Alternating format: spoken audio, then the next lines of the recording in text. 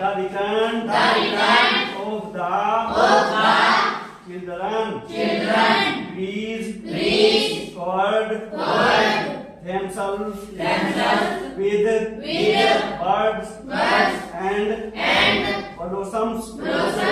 The giant was delighted to see his friends back, especially a little boy whom he loved dearly. That little boy soon disappeared, only to return much later. He saw a most wonderful sight.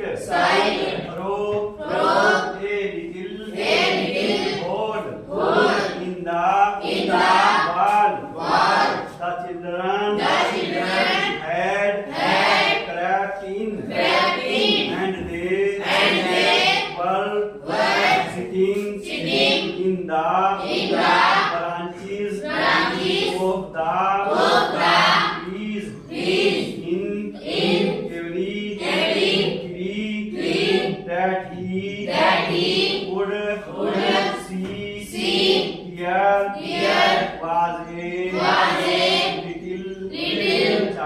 child, and the trees were so glad to have the children back again, that they had covered themselves with blossoms and were waving their arms gently above the children's heads.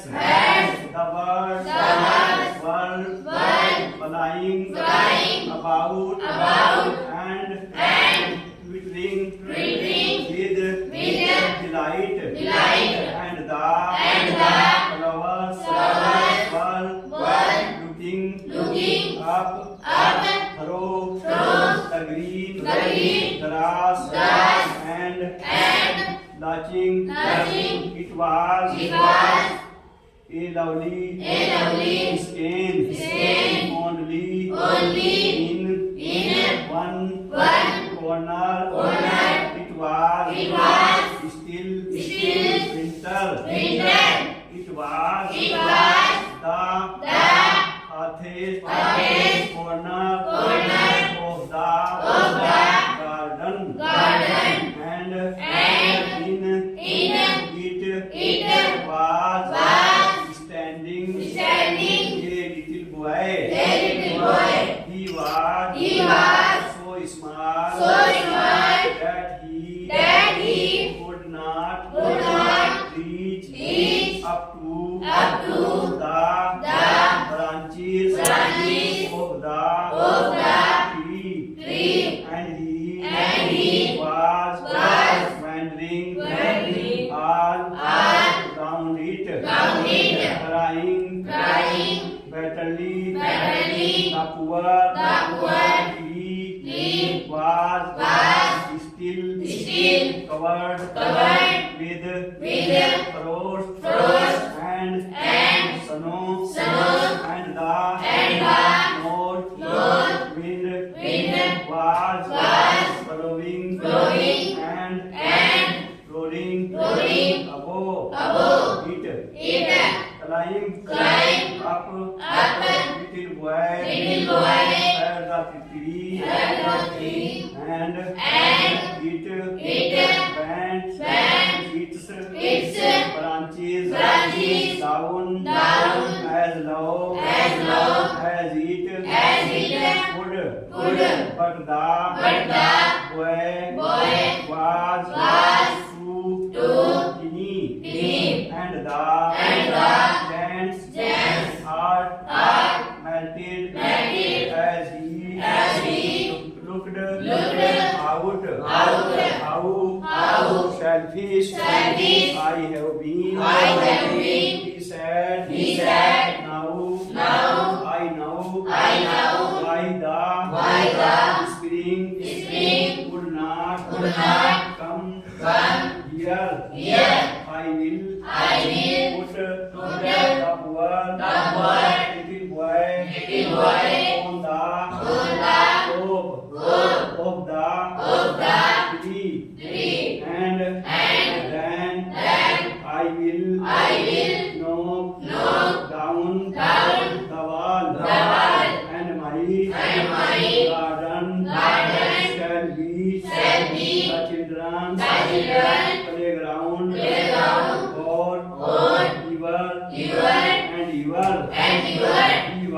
He was really very sorry for what he had done.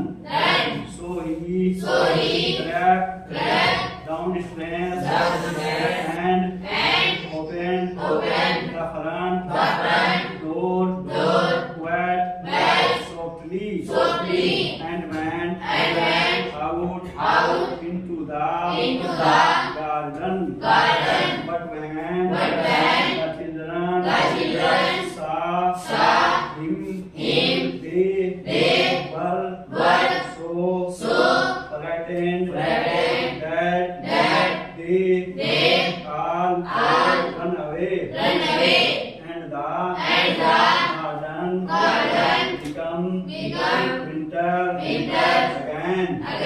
Only the little boy did not run, for his eyes were so full of tears that he did not see the giant coming, and the giant stood up behind him and took him gently in his hands and put him up into the tree, and the tree broke at once into blossom, and the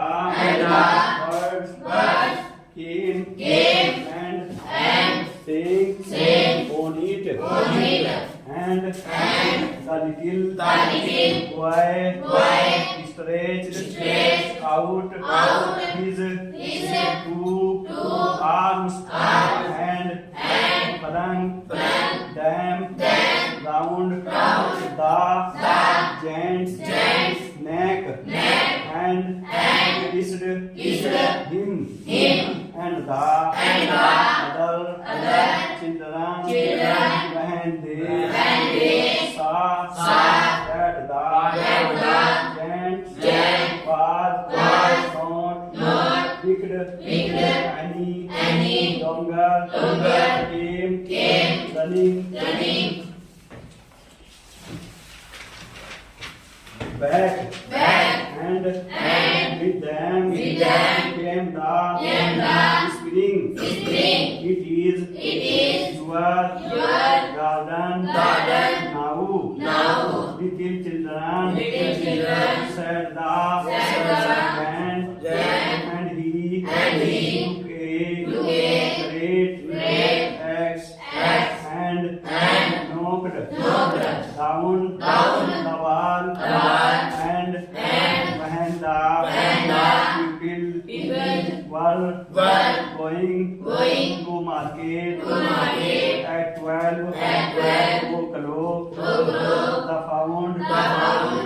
the giant playing with the children in the most beautiful garden they had ever seen. All day long they played, and in the evening they